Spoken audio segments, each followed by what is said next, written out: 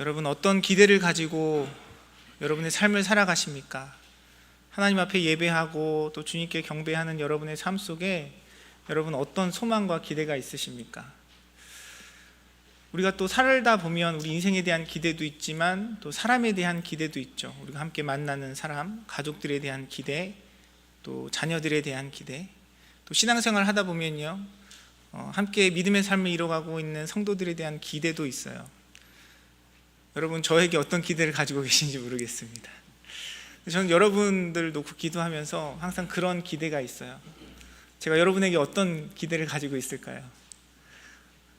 제가 여러분에게 어떤 기대를 가지고 있냐면 주님 안에 참 행복해지셨으면 좋겠다, 그런 기대가 있어요. 하나님 주시는 사랑과 은혜로 여러분의 삶 속에 하나님 주시는 기쁨과 평강이 충만하게 경험되어졌으면 좋겠다라는 그런 기대가 있습니다. 하나님께서 우리를 그런 축복의 삶으로 부르신 줄 믿습니다.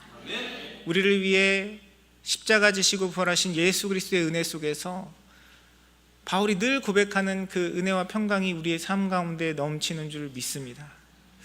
오늘 본문의 말씀은요, 우리가 그렇게 하나님의 은혜와 하나님께서 베푸시는 그 평안함, 능력, 형통함을 누리는 삶의 비결에 대해서 우리에게 이야기하고 있습니다. 아마 오늘 본문 말씀 여러분 신앙생활 하면서 많이 들으시고 또 많이 묵상하신 내용이 아닐까 하는 생각이 듭니다. 결론적으로 하나님의 은혜 가운데 형통한 삶을 누리기 위해서는 주님의 말씀 가운데 살아가는 삶이어야 함을 말씀은 우리에게 이야기합니다. 오늘 함께 읽은 본문 말씀 8절은 이렇게 기록합니다. 이 율법책을 내 입에서 떠나지 말게 하며 주야로 그것을 묵상하여 그 안에 기록된 대로 다 지켜 행하라. 그리하면 내 길이 평탄하게 될 것이며 내가 형통하리라. 우리 주님께서 말씀하십니다. 사랑하는 성도 여러분, 여러분의 삶 가운데 하나님께서 행하시는 이 놀라운 형통함이 경험되시기를 주님의 이름으로 축원합니다. 그런 형통함을 누리기 위해서 우리에게 요구되는 조건이 있어요. 그것이 무엇이냐면 하나님의 말씀을 입에서 떠나지 말게 하고 그것을 주야로 묵상하고 그 안에 기록된 대로 다 지켜 행하라는 조건이 전제되어 있습니다. 우리가 모두가 다 하나님께서 주시는 형통, 하나님의 은혜, 하나님의 능력을 경험하길 원하지만 하나님께서 우리를 구원하여 주신 그 은혜 속에서 그 형통함을 누리기 위해서는 우리에게 주님의 말씀을 묵상하고 그것을 지켜 행하는 우리의 태도와 우리의 삶의 모습이 전제되어야 그 형통함을 온전히 누리며 살아갈 수 있다라고 성경은 우리에게 가르치고 있습니다. 여러분 이 내용에 대해서 이미 많이 배우시고 듣고 또 묵상하셨으리라 생각이 듭니다. 여러분 주의 말씀을 주야로 묵상하고 그 말씀을 지켜 행할 때에 우리의 인생을 형통케 하시고 평탄하게 하시는 하나님의 약속의 마음 가운데 여러분의 기대는 무엇입니까? 그래 맞아, 나 열심히 주님의 말씀 묵상하고 주야로 그 말씀을 내가 사모하고 그 말씀대로 열심히 지켜 행하니까 하나님께서 나의 삶을 형통하고 평탄하게 하실 거야. 이런 자신감으로 살아가시는 여러분의 삶이 되기를 간절히 소원합니다. 자신 있으세요? 네, 감사합니다. 여러분 정말 여러분 말씀 가운데 실험하는 열매이시기를 간절히 소원합니다. 저보다 믿음이 다 좋으신 것 같아요. 근데 저는요 사실 이 말씀 앞에 실패감이 들어요. 좌절감이 들어요. 목회자로 살아가지만 하나님의 말씀을 정말 내가 주야로 묵상하고 있는가? 그 말씀대로 지켜 행하는 삶을 이루고 있는가? 저의 삶을 돌아보면요, 오히려 내 삶을 형통케 하시고 평탄하게 하실 하나님에 대한 기대보다는 두려움이 제 마음을 채웁니다. 염려가 제 마음을 채워요. 목사라고 하면서 지금까지 모태신앙으로 신앙생활을 한다고 하면서 여전히 실패하고 여전히 주님의 말씀 가운데 순종하지 못하는 나의 모습을 돌아보면요, 하나님께서 주시는 형통과 평탄함에 대한 기대보다는 그 하나님의 말씀 앞에 온전치 못하고 부족한 나의 모습으로 인해서 좌절하고 염려하게 됩니다. 여러분 믿음의 고백으로 아멘으로 화답하셨지만 아마 여러분들도 비슷한 고민을 하시지 않을까 하는 생각이 들어요. 우리의 삶 속에 하나님께서 주시는 형통함과 평탄함을 기대하지만 다른 반면에 우리에게 주신 주님의 그 말씀 앞에 늘 넘어지고 깨어지고 실패하는 우리의 모습 속에서 하나님에 대한 기대보다는 우리의 연약함으로 인해 좌절하고 낙심하고 실패하는 우리의 모습을 고백할 수밖에 없는 것이 우리의 모습입니다.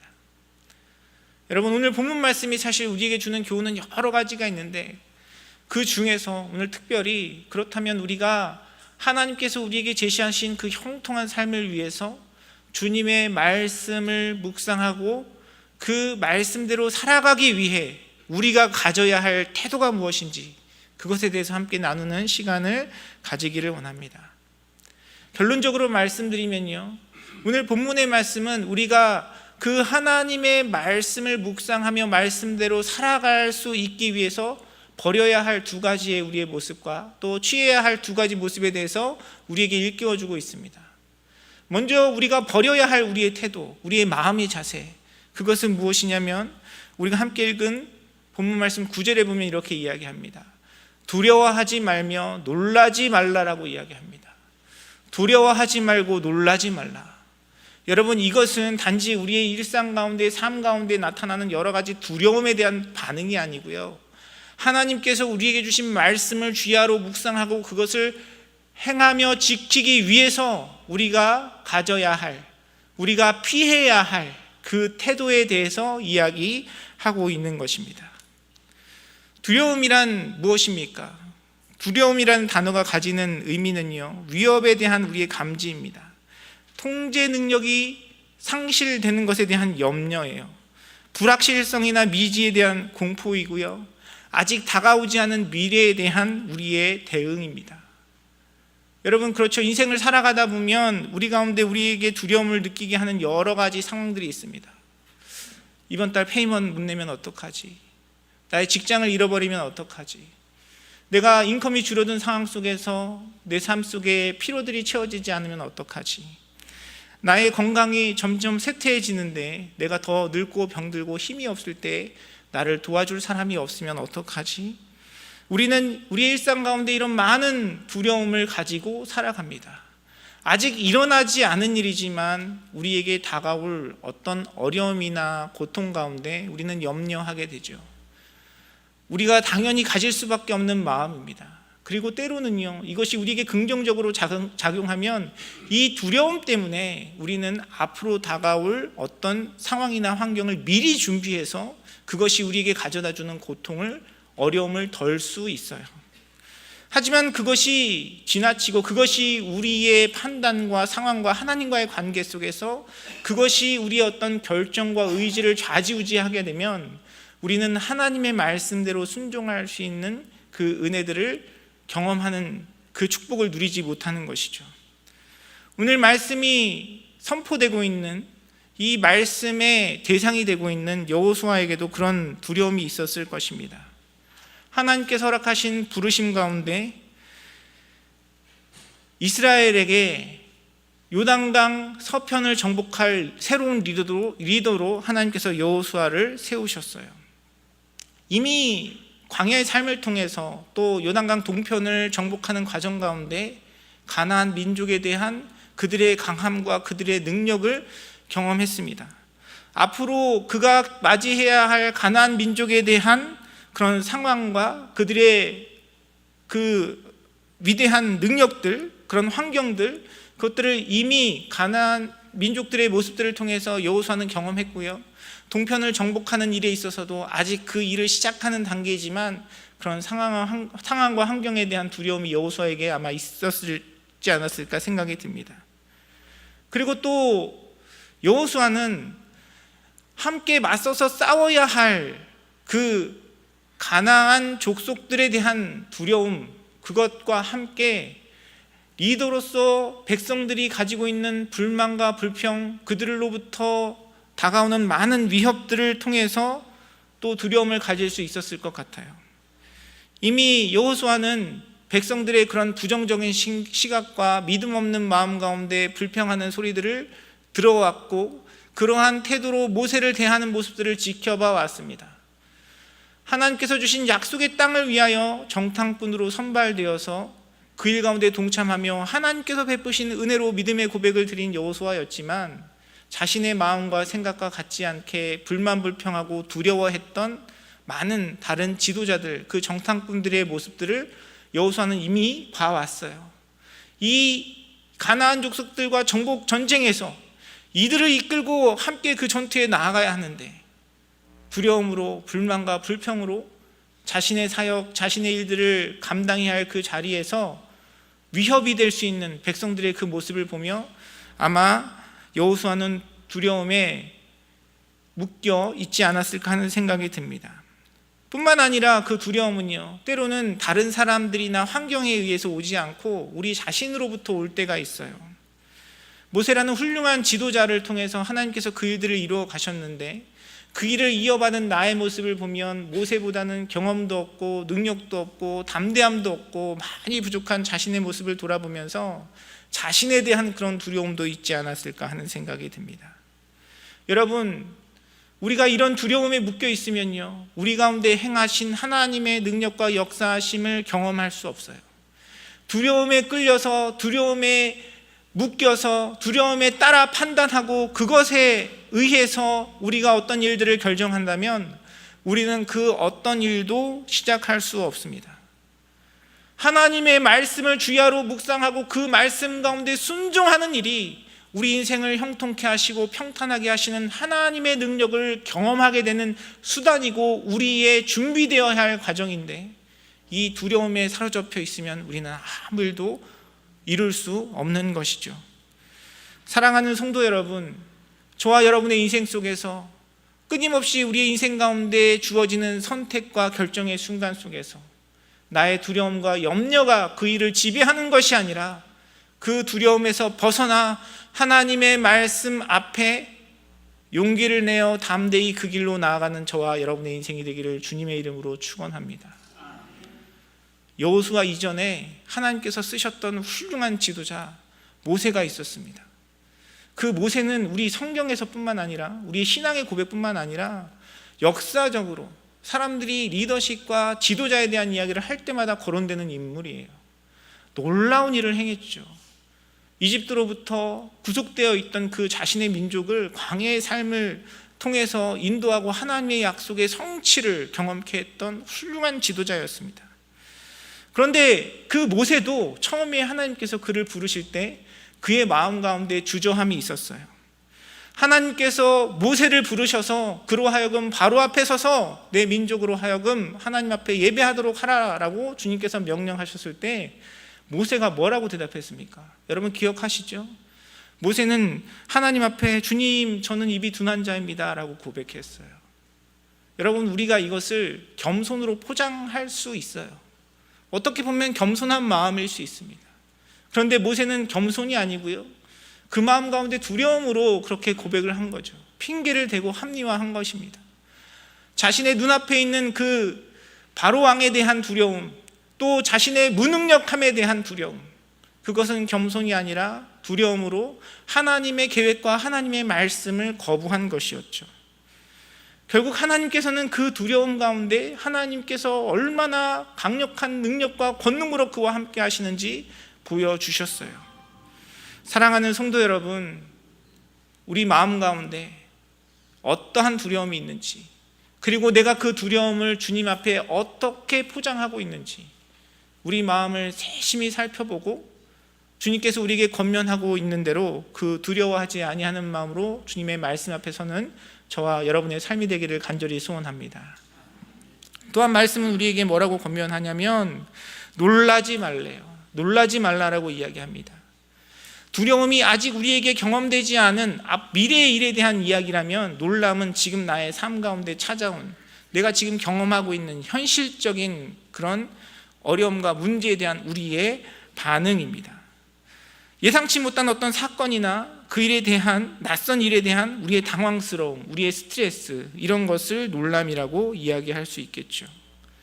여러분, 우리의 인생은 끊임없이 우리를 놀라게 하는 수많은 일들로 인해서 이루어집니다. 우리가 계획하고 생각하지 못한 우리의 건강의 위기, 또 우리의 사회적인 변화, 우리의 경제적인 그런 어려움들 속에서 우리는 그 일들을 처리하고 맞닥뜨리고 또 때로는 이겨내고 살아가야 돼요. 그 일들 가운데 우리 삶에 다가오는 그 일들로 인해서 우리의 마음은 놀라게 돼요. 당황하게 됩니다. 스트레스를 받아요. 그런데 성경은 우리에게 놀라지 말라라고 이야기합니다. 그 일들 가운데 우리가 놀람으로 반응하고 우리가 그것을 대하면 하나님의 말씀과 하나님의 뜻대로 순종하는 일을 이룰 수 없다라고 성경은 이야기하고 있는 것이죠. 이스라엘 백성들도 그런 놀람이 있었습니다. 당혹감이 있었습니다. 하나님께서 정복하라 그러셔서 갔는데 가나안 민족들이 왜 이렇게 강한 거예요? 그리고 그 요단강을 건너서 처음 경험한 맞닥뜨린 상황이 여리고성이었어요. 난공불락의 서기였습니다. 도저히 이스라엘 백성들의 힘과 능력으로는 감당할 수 없을 것처럼 너무나 커다랗고 위대하게 보이는 도전이었고 장애물이었고 어려움이었어요. 그 상황 가운데 당황하지 않을 수 없죠. 갑작스럽게 찾아오는 그런 위기 속에서 우리는 당황하게 됩니다. 놀라지 않을 수 없어요. 하지만 그 가운데 하나님은 우리에게 당황하거나 놀라지 말라고 이야기합니다. 왜냐하면 그 일을 계획하시고 그 일을 준비하시고 그 가운데 함께 하시는 하나님이 있기 때문에 그 하나님을 믿고 의지하라고 말씀은 우리에게 권면하고 있는 것입니다. 사랑하는 성도 여러분, 우리의 인생이 끊임없는 고난과 또 여러 가지 어려움들로 채워지지 않습니까? 여러분의 삶 속에도, 지난 한 주간의 삶 속에도 여러분에게 그런 많은 당황스러운, 여러분을 놀라게 한 일들이 있으셨으리라 생각이 듭니다. 여러분, 그 가운데 나의 삶 가운데 찾아오는 여러 가지 문제들, 그 상황 가운데 이 세상적인 감정과 이 세상적인 가치로 반응하는 것이 아니라 우리를 부르신 주님의 약속, 주님의 말씀을 붙들고 살아내는 사랑하는 성도님들의 삶이 되시기를 주님의 이름으로 축원합니다. 우리에게 그런 믿음의 태도가 있어야 하나님께서 주시는 그 말씀을 주야로 묵상하고 그것을 통해 지켜 행하며 하나님께서 형통케 하시고 평탄케 하시는 은혜를 경험할 수 있게 되는 것입니다. 그렇다면 반대로 우리가 가져야 할 우리의 태도는 무엇입니까? 말씀은 우리에게 강하고 담대하라고 이야기합니다. 강하고 담대하라. 우리가 함께 읽은 본문 말씀 여호수아 1장 7절에서 9절 말씀에 보면 강하고 담대하라는 말씀이 계속해서 여러 번 반복되는 것을 알 수 있어요. 강하다는 것은 무엇입니까? 외부의 힘에 의해 흔들리지 않는 굳건한 태도를 이야기합니다. 자신의 감정이나 환경에 따라 흔들리지 않고 주님의 약속을 굳게 붙들고 그 말씀에 순종하겠다는 우리의 의지와 결단을 표현하는 것이 이 강함입니다. 여러분, 여호수아가 붙들고 의지할 수 있었던 것은 하나님의 약속밖에 없어요. 자신의 눈앞에 있던 그 가나안 민족의 그 강성함과 그들의 무력과 그들의 힘과 그들의 영향력을 생각하면 강할 수 없었지만 그에게 주신 하나님의 말씀과 뜻을 붙드는 그 강함, 우리에게 약속을 주시고 계획하신 하나님이 이루실 것이라는 그 믿음에 대한 그 소망이 없이는 결코 강할 수 없었던 것이죠. 그래서 하나님께서는 계속 그를 격려하신 것입니다. 강하여라. 나의 약속 가운데 강하여라. 내가 너에게 선포한 그 말씀 가운데 강하여라. 내가 너와 너의 민족 가운데 이를 그 나의 능력과 나의 계획 가운데 강하여라. 주님이 말씀하고 계시는 것이죠. 사랑하는 성도 여러분, 우리에게 주시는 주님의 그 약속, 나에게 허락하신 하나님의 그 말씀 가운데 우리에게 찾아오는 여러 가지 상황과 환경에 휘둘리지 않고 주님의 말씀을 굳게 붙드는 그 믿음으로 강한 자리에 서시는 사랑하는 성도님들의 삶이 되시기를 주님의 이름으로 축원합니다. 여러분, 그렇지 않으면 우리에게 형통은 없어요.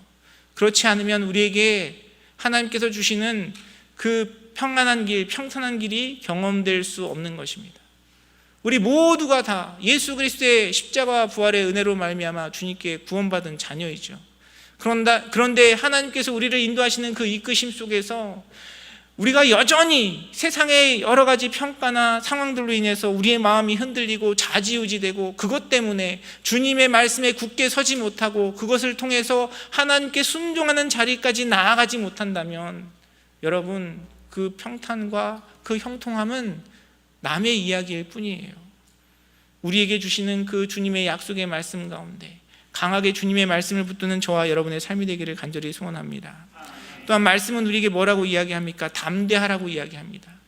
강함이라는 것이 우리에게 다가오는 외부적인 자극과 환경에 의한 것이라면, 담대하라는 말씀은 우리의 내면적인 우리의 모습을 더욱더 굳게 주님 앞에 서야 하는 것임을 이야기하고 있습니다. 마음속의 두려움과 불안을 떨쳐버리는 우리의 내적인 전쟁, 우리의 내적인 그런 자세와 태도를 이야기하는 것이죠. 어찌 보면 여호수아의 삶도 그러했을 것 같습니다.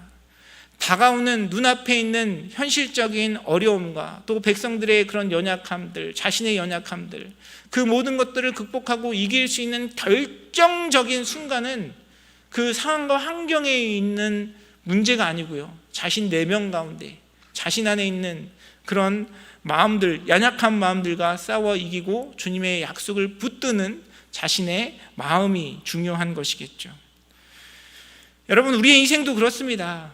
여러분, 결국 중요한 것은 무엇입니까? 우리의 마음이에요. 우리에게 다가오는 어떤 문제나 상황들로 인해서 우리가 넘어지지 않습니다.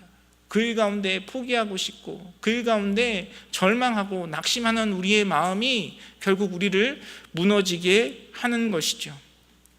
여러분의 인생 가운데 그런 일들이 많이 있으리라 생각이 듭니다. 여러분, 사실 우리가 강하고 담대한 마음을 가지는 것은요, 어떤 가나안 땅을 정복하는 그런 엄청난 일, 위대한 일들만에 주어지는 상황이 아니고요, 우리의 매일의 일상 가운데 경험되어지는 우리의 삶의 영적인 전쟁입니다. 여러분의 삶 속에서도 여러분의 마음이 담대함을 잃어버리게 하는 그런 여러 가지 상황들이 있으리라 생각이 들어요. 여러 가지 상황 속에서 원망을 받기도 하고 비난을 받기도 하고 또 여러 가지 평가를 듣기도 합니다. 그런 일들 가운데 우리의 마음은 상처를 받고 낙심하고 절망하게 돼요. 그런데 사실 정직하게 돌아보면요, 상처는, 우리의 낙심은 누가 주는 것이 아니라 내가 받는 것입니다. 여러분, 어떻게 생각하세요? 우리는 어떤 일들 가운데 상처받았다 그래요. 우리가 낙심을 당했다고 이야기합니다. 그런데 그것은 우리 마음의 전쟁이에요. 내가 무엇을 취하느냐, 우리의 선택이고 우리의 결단이고 우리의 의지인 것입니다. 여러분, 지금까지 살면서 그런 이야기를 한 번도 들어본 적이 없으시리라 생각이 들지만, 예를 들어서 누가 여러분에게 너 왜 그렇게 이상하게 생겼어? 라고 이야기한다면 여러분 어떻게 반응하시겠습니까? 우리 성도님들은 다 미남 미녀들이셔서 그런 얘기 들어도 전혀 상처를 안 받으실 거라 확신이 드는데, 그 말을 듣고 상처받는 사람이 있어요. 너 왜 그렇게 생겼어? 그 말을 듣고 상처가 되는 사람이 있습니다. 누가 그 말에 상처를 받습니까? 자신이 이쁘고 아름답다고 생각하는 사람은 절대 그 말에 상처받지 않아요.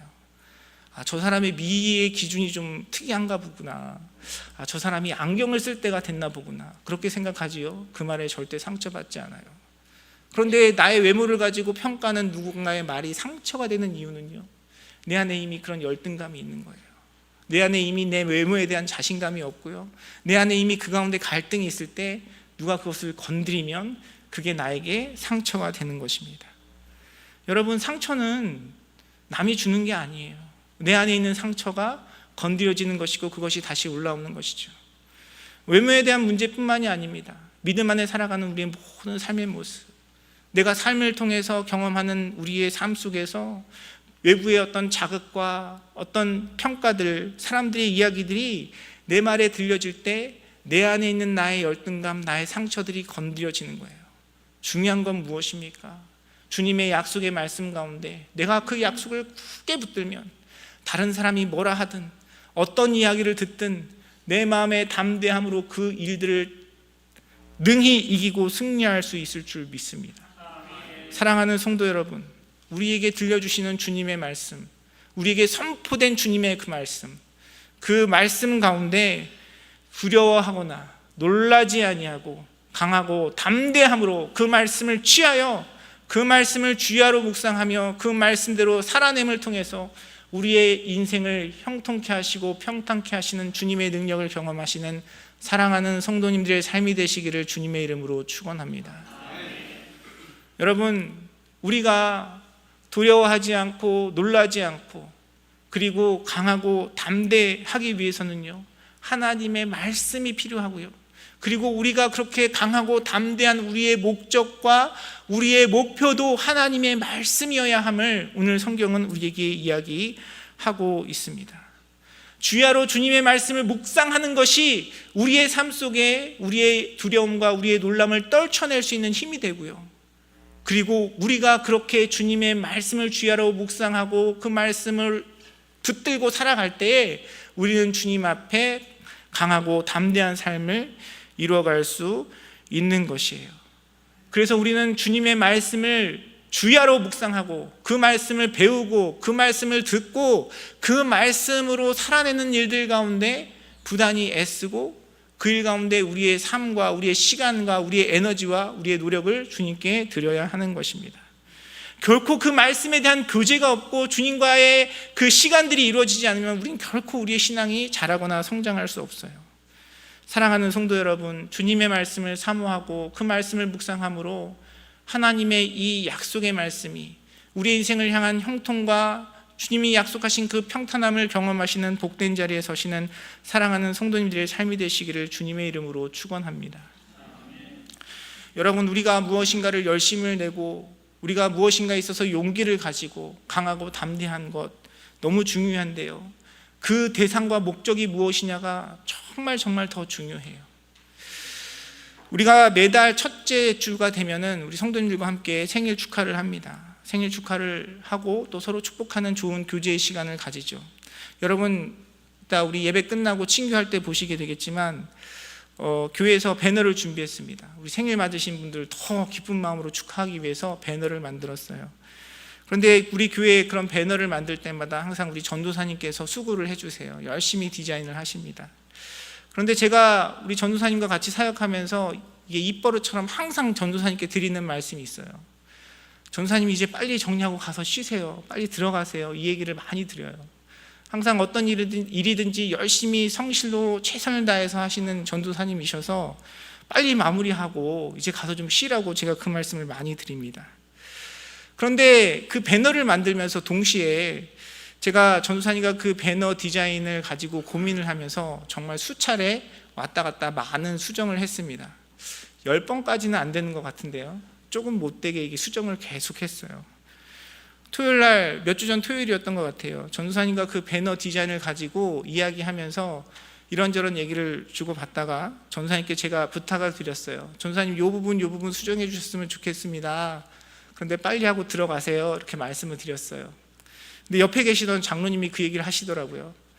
목사님이 그만 수정하셔야 빨리 들어가시죠, 이 얘기를 하시더라고요. 제가 그 얘기를 듣는 순간 저를 좀 돌아보게 되었어요. 제가 가지고 있는 여러 가지 기질이 있습니다. 제가 가지고 있는 가치관이 있어요. 이건 저의 습관인 것 같아요. 무슨 일을 하든지 그냥 열심히 하려고 애를 씁니다. 설교를 준비하는 것도 그렇고요, 디자인 하나 하는 것도 이왕이면 잘했으면 좋겠어요. 그래서 어떤 일이 주어지면 많이 고민합니다. 많이 생각해요. 그렇게 열심히 준비하다가 어느 순간에는 다 뒤집어 엎고 처음부터 다시 할 때가 많이 있어요. 그런데 제가 그 과정들을 보면서 저의 마음을 돌아보게 되었습니다. 그 열심이, 나의 강함이 나의 기질이 아니라, 나의 습관이 아니라, 내 가치관이 아니라 하나님의 말씀이 되어야 한다는 사실을 다시 한번 깨닫게 되었어요. 여러분, 주님께서 우리에게 원하시는 것이 무엇입니까? 잘하는 것이 아니에요. 열심히 하는 것이 아니에요. 우리 올해의 표어처럼 우리가 서로 사랑으로 하나 되기를 원하시는 것이 주님의 뜻인 줄 믿습니다. 수차례 수정을 했지만 사실 여러분 보셔서 평가를 하시겠지만 제 마음에 쏙 드는 디자인이 아니었어요. 몇 가지 더 수정하고 싶었어요. 그런데 장로님의 그 말씀을 듣고 저의 기질과 저의 고집을 내려놓게 되었습니다. 그만하자. 나머지는 하나님께 내어 맡기자. 잘하는 것이 아니라, 보기에 좋은 것이 아니라 하나님의 뜻대로, 하나님의 원리대로 우리의 사역이 이루어져야 함을 다시 한번 고백하고 경험하게 되는 시간이었습니다. 여러분, 우리가 강하고 담대해야 하는데요, 그 강하고 담대함에는 기준이 있습니다.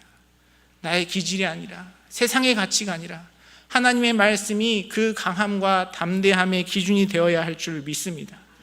그 일을 위해서 때로는 내 가치관을 내려놓고요, 때로는 그 일을 위해서 나의 욕심을 내려놓고, 때로는 그 강함과 담대함이 내가 누군가에게 비난받고 내가 누군가로부터 원망을 듣고 내가 누군가로부터 창피를 당할 수 있는 강함과 담대함이어야 한다는 사실을 말씀은 우리에게 이야기하고 있는 것입니다. 그렇게 우리에게 선포된 하나님의 말씀 가운데 강하고 담대함으로 예수 그리스도를 닮아가는 그 삶의 열매를 통해서 하나님께서 저와 여러분의 인생 가운데 우리의 삶을 형통케 하시고 평탄케 하시는 줄 믿습니다.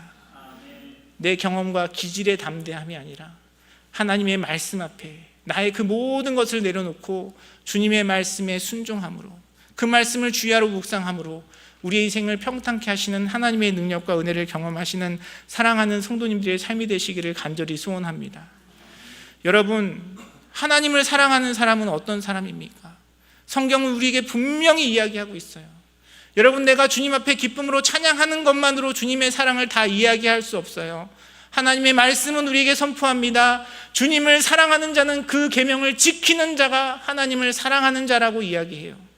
오늘 말씀이 우리에게 이야기하고 있는 것처럼 그 말씀 가운데 이 세상의 기준과 우리의 육체의 연약함 속에서 두려워하지 아니하고 놀라지 아니하고 주님의 말씀으로 강하고 담대한 자가 주님을 바로 사랑하는 자입니다.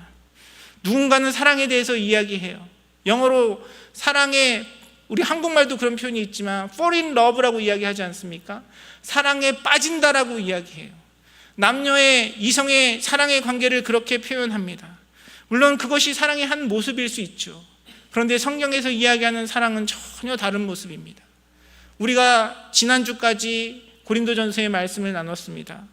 사랑장 고린도전서 13장에서 이야기하고 있는 사랑의 모습, 사랑에 대해 묘사하면서 첫 번째 등장하는 이야기가 무엇입니까? 사랑은 언제나 어떻게 하죠? 오래 참는 겁니다. 오래 참는 거예요. 사랑은 내가 무엇인가 가운데 빠지는 것이 아니고요, 사랑은 지속적인 반복을 통해서 훈련하고 배워가고 연습하고 성장하는 것이 사랑입니다. 사랑하는 성도 여러분, 저와 여러분의 인생 가운데 우리의 인생을 평탄케 하시고 우리의 인생을 형통하게 하기 원하시는 주님의 뜻 가운데 주님의 말씀으로 주님을 사랑하는 그 일 가운데 더욱더 배워가고 훈련받고 자라가는 저와 여러분의 인생이 되기를 주님의 이름으로 축원합니다.